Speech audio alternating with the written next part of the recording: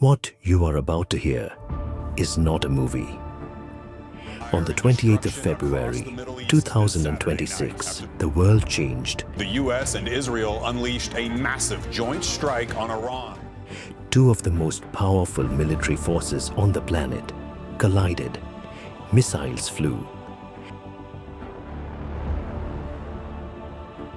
A supreme leader was killed. That Iran's supreme leader, the Ayatollah Khamenei, has been killed during the joint U.S.-Israel attack on Iran. And a waterway that carries 20% of the world's oil was shut. How did we get here? What actually happened? And what comes next? In 6 points, I will tell you everything. Point 1. The seed of hatred. To understand this war, you have to go back. For decades, Iran and America smiled at each other in public and sharpened knives in private. In 2015, the world breathed a sigh of relief. Iran signed a nuclear deal.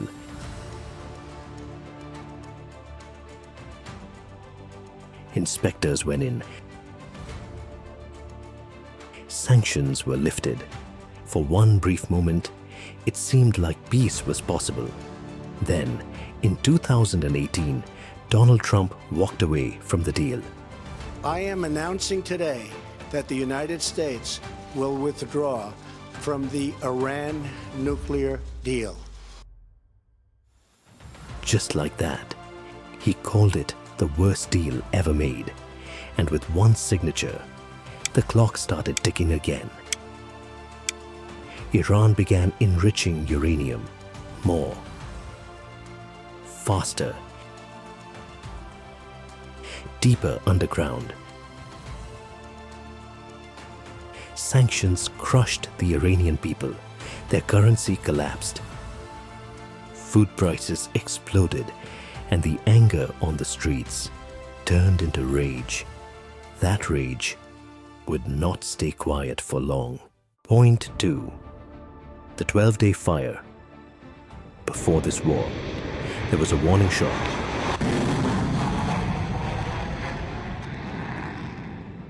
In June 2025, Israel launched a surprise attack on Iran. No warning, no declaration, just jets in the sky at dawn.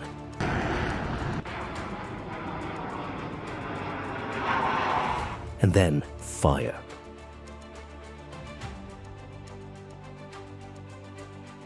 They called it the 12-day war. Iran's air defenses were shattered. Nuclear scientists were killed. Facilities that took decades to build, destroyed in hours.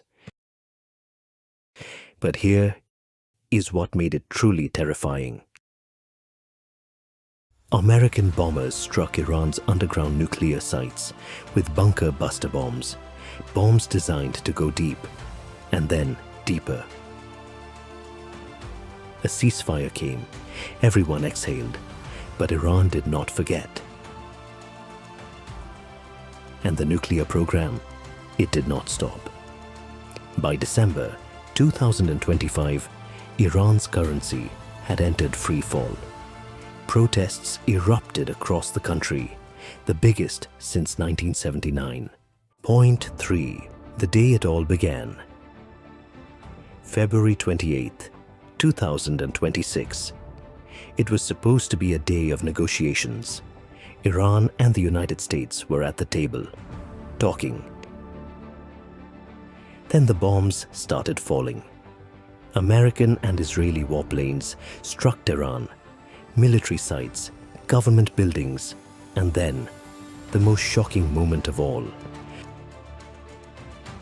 Supreme Leader Ali Khamenei was killed.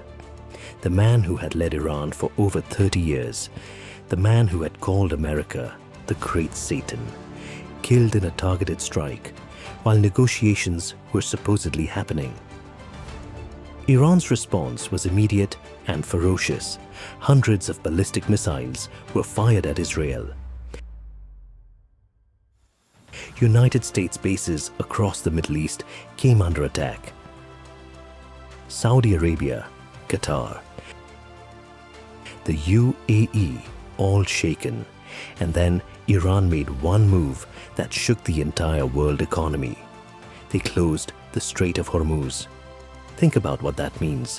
One narrow stretch of water, and through it flows 20% of all the oil on the planet. When Iran closed it, oil prices shot upward. Fuel costs rose. Global supply chains trembled. The war was no longer just about Iran and America. It was about everyone. Point 4. The world on fire. Wars never stay in one place. Within days, the entire Middle East was trembling.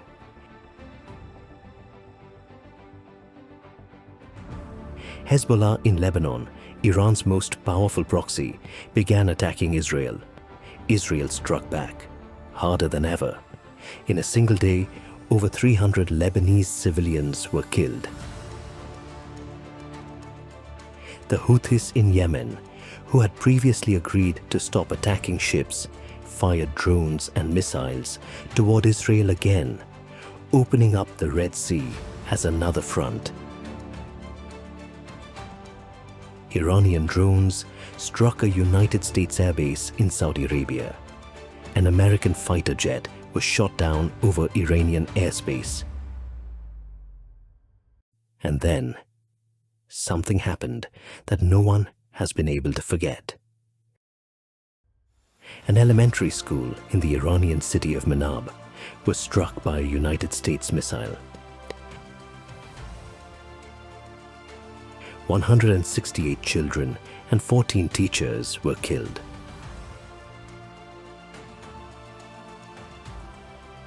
The Pentagon called it accidental.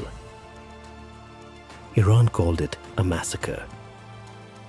And the Iranian delegation that flew to peace talks in Islamabad carried the school bags of those dead children on their plane. NATO allies were furious, not consulted, not warned. The world's trading ships sat frozen, afraid to move through the strait. Oil companies panicked, markets fell. And Trump? He told Iran their entire civilization would die if they did not make a deal. Point 5. Pakistan's moment.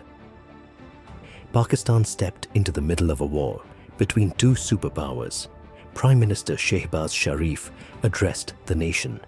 He called it, and I want you to hear these words, a make-or-break moment. He asked every Pakistani to pray for peace, for the world. Pakistan's army chief, Field Marshal Asim Munir, worked back channels with Trump. And somehow, through pressure, prayer and diplomacy, Pakistan convinced both sides to sit at the table in Islamabad. On the 8th of April, 2026, a 2-week ceasefire was announced. United States Vice President J.D. Vance flew to Islamabad. Iran's Foreign Minister Araghchi arrived with the school bags of 168 dead children placed on the delegation's plane as a statement, as a reminder, as grief turned into diplomacy. The talks ran through the night. Both sides were close, but not close enough. Vance departed with no deal. Iran rejected America's demands on the nuclear program, and the world held its breath again. Point 6. What happens next? The ceasefire is fragile. The Strait of Hormuz is still not fully open. United States Navy ships have entered it, and Iran calls this a ceasefire violation. The new Iranian Supreme Leader has promised that Iran will take revenge. Trump says America has already won. Iran says the war ends only on Iran's terms. both cannot be right. Here is what I believe, and this is just one reading of the situation, the moment the Strait of Hormuz closed. Because it proved that a single country, when desperate enough, can hold the global economy hostage. That is a lesson that every nation, every leader, and every future conflict will remember. And the children of Minab, whose school bags flew to a negotiating table in Islamabad, they deserve to be remembered too, not as a political symbol, but as a reminder of what war actually costs. That was the Iran-United States war, explained in 6 points, from the broken nuclear deal that started the countdown, to the 12-day war that cracked Iran open, to the February 28th strikes that killed a supreme leader, to the closed strait that shook the world, to Pakistan sitting between two superpowers at a table in Islamabad. History is not made by governments alone. It is witnessed by people like you who choose to understand it, rather than just react to it. If this helped you make sense of what is happening, share it with one person who is confused about this war. Because clarity, in a time of chaos, is the most powerful thing you can give someone.